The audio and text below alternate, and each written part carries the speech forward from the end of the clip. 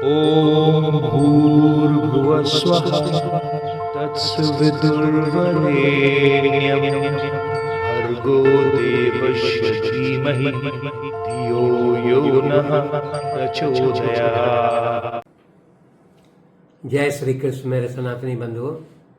महाभारत के पिछले अंक में हम लोगों ने अध्ययन किया कि जब अर्जुन जो है वो भगवान शिव से पशुपतास्त्र प्राप्त कर लेते हैं, उसके बाद वरुण, कुबेर, यमराज इत्यादि देवता जो है अर्जुन को दर्शन देने के लिए आते हैं और उन्हें अपने बहुत सारे जो उनका शस्त्र था उसका ज्ञान जो है वो अर्जुन को प्रदान करते हैं।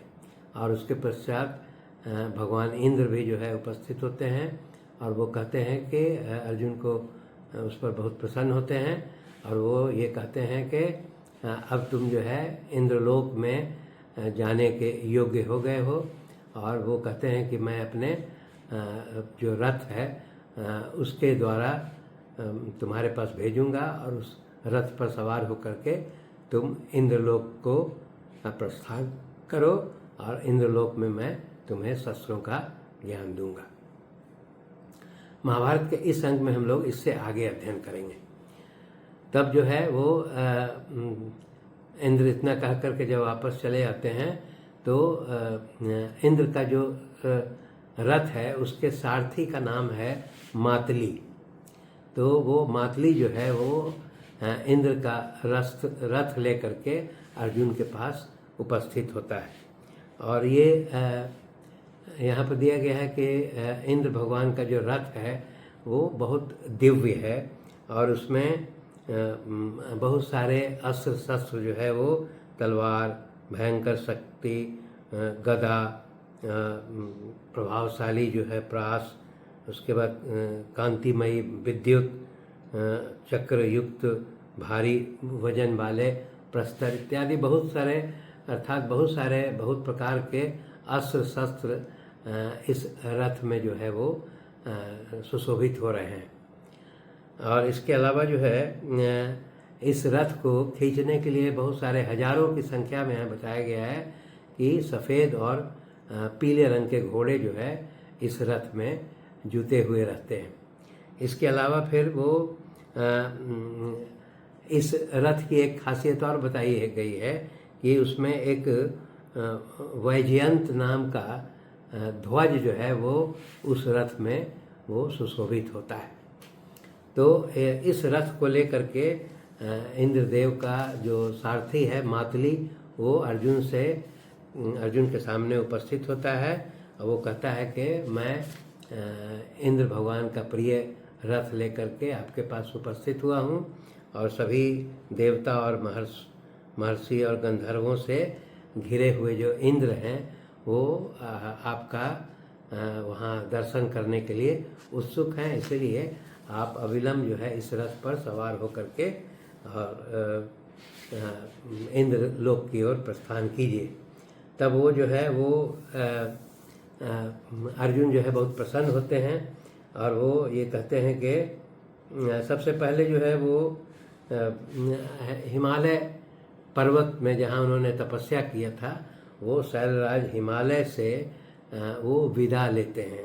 वो ये कहते हैं कि शैलराज जो है वो ये मुनियों का निवास स्थान है और वो बोलते हैं कि मैंने आपके शिखर पर जो है वो सुखपूर्वक समय गुजारा और यहाँ तपस्या किया और वो भगवान शंकर का दर्शन किया, इसीलिए वो कहते हैं कि आपने मुझे अपने बच्चे की तरह जो है यहाँ लालन पालन किया है, इसीलिए वो ये कहते हैं कि मैं आपसे विदा लेना चाहता हूँ। तो इस प्रकार जो है वो हिमालय राज से विदा लेकर के और मातली के रथ पर अर्जुन सवार हो जाते हैं। अब वहाँ से जब इंद्रलोक की ओर प्रस्थान करते हैं वो उस रथ पर सवार होकर के, तो वो दिया गया है कि रास्ते में उन्हें बहुत सारे विमान दिखाई पड़ते हैं और फिर वो वहाँ पहुँचते हैं। वहाँ न कोई सूर्य प्रकाशित होता है न चंद्रमा प्रकाशित होता है, ऐसे वहाँ जो इंद्रलोक की ओर जब प्रस्थान करते हैं तो वो उनको ये ऐसा दृष्टिगोचर होता है। तो वो ये देखते हैं कि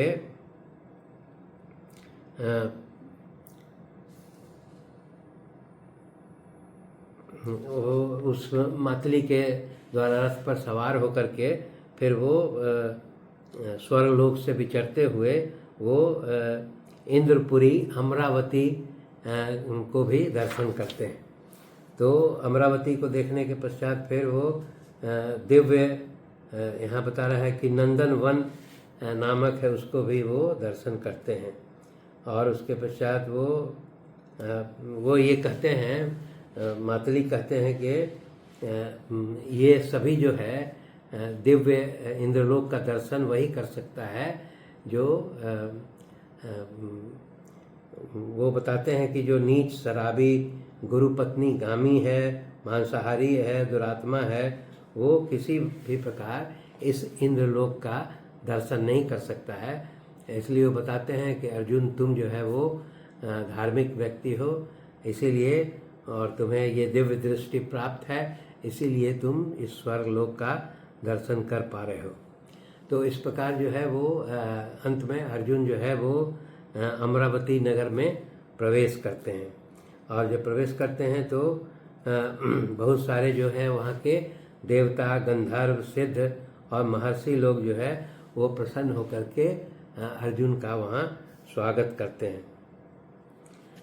इसके पश्चात वहाँ जो है और बहुत सारे जो साध्यगण हैं, विश्वदेव हैं, मरुदगण हैं, अश्विनी कुमार हैं, आदित्य, वसु, रुद्र और ब्रह्मर्षिगण और अनेक राजर्षिगण, दिलीप आदि बहुत से राजा, तुम्बरु, नारद, हा हु आदि गंधर्वगण वहाँ विराजमान हैं उस अमरावती में।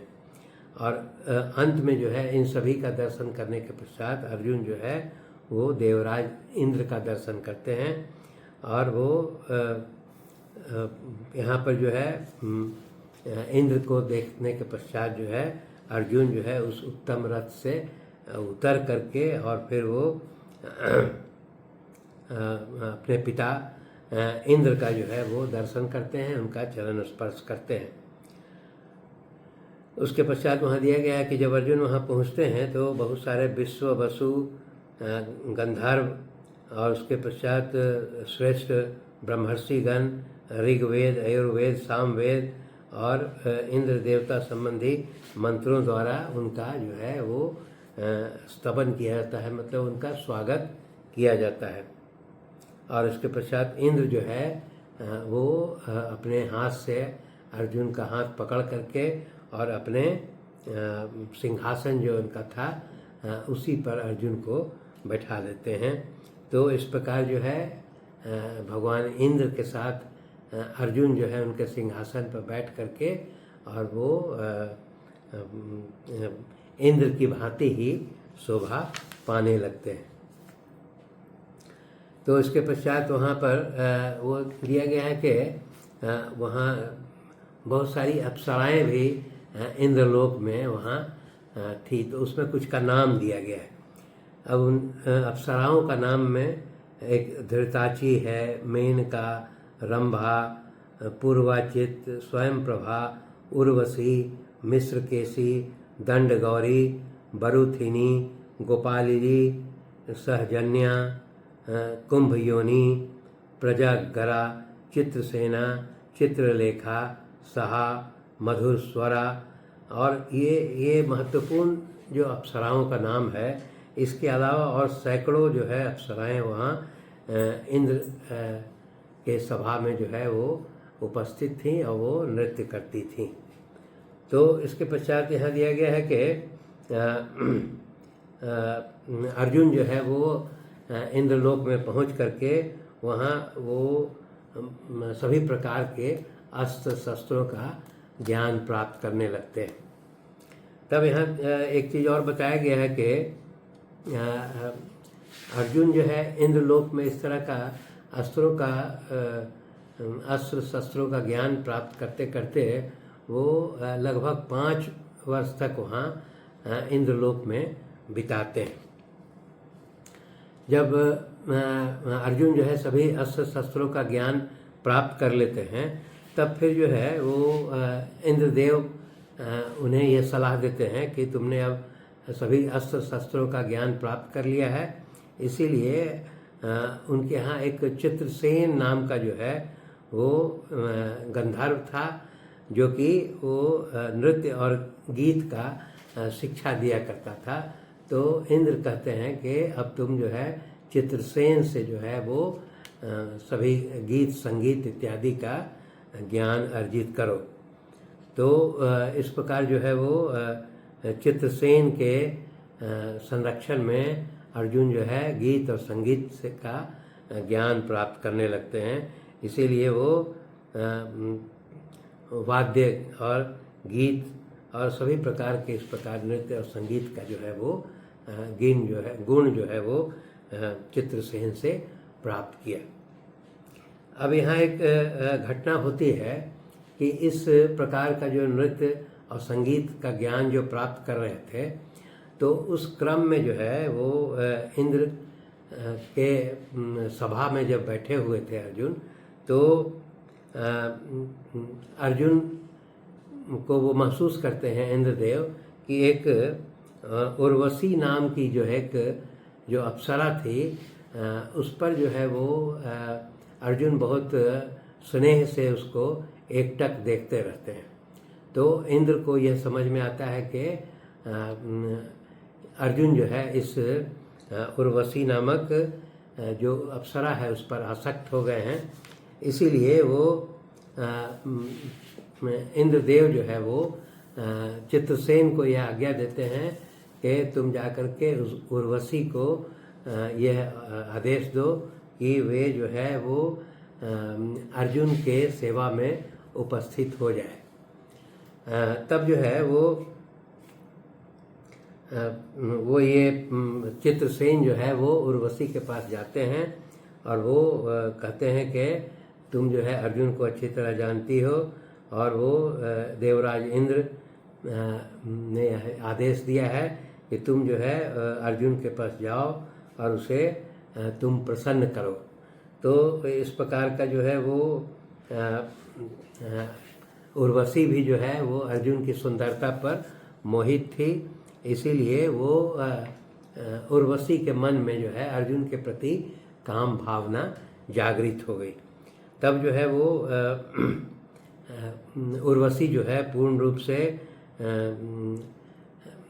सौंदर्य प्रसाधन करके अपने को श्रृंगार करके और वो अर्जुन के पास जब पहुंचती है, उर्वशी जब वो अर्जुन के पास पहुंचती है तो वो अप्सरा जो है वो देख करके अर्जुन जो है वो उस अप्सरा को इस प्रकार सौंदर्य माने सुंदर सुशोभित अवस्था में देख करके अर्जुन जो है वो लज्जा से अपना आँख नीचे कर लेते हैं और उसके पश्चात वो उर्वशी को चरण छू करके प्रणाम करते हैं और उसका सत्कार करते हैं। जब इस प्रकार का व्यवहार अर्जुन करते हैं तो उर्वशी जो है वो वो बहुत आश्चर्यचकित होती है, क्योंकि उर्वशी तो वो काम भावना लेकर के अर्जुन के पास उपस्थित हुई थी, परंतु अर्जुन जो है उन्हें चरण स्पर्श करके और उन्हें गुरु पत्नी की उपाधि दे रहा है। तो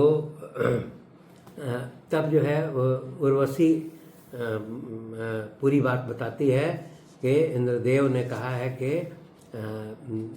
तुम मुझे जो है वो सभा भवन में एकटक मुझे देख रहे थे, इसलिए उन्हें प्रतीत हुआ कि तुम मेरे प्रति आसक्त हो, इसीलिए तुम मुझे देख रहे हो, इसीलिए इंद्रदेव ने मुझे तुम्हारी सेवा के लिए भेजा है। और इसके पश्चात वो बोलती है कि मैं तुम्हारे प्रेम में जो है पागल हो गई हूँ और मैं तुमसे मैंने काम वेदना से मैं ग्रस्त हूँ, इसीलिए तुम मुझे स्वीकार करो। तब जो है वो जब इस तरह की बात उर्वशी कहती है तब अर्जुन जो है वो लज्जा से बहुत लज्जित होते हैं और वो कहते हैं कि मैं इस प्रकार की बात नहीं सुन सकता हूँ। फिर वो बताते हैं कि मुझे जानकारी है कि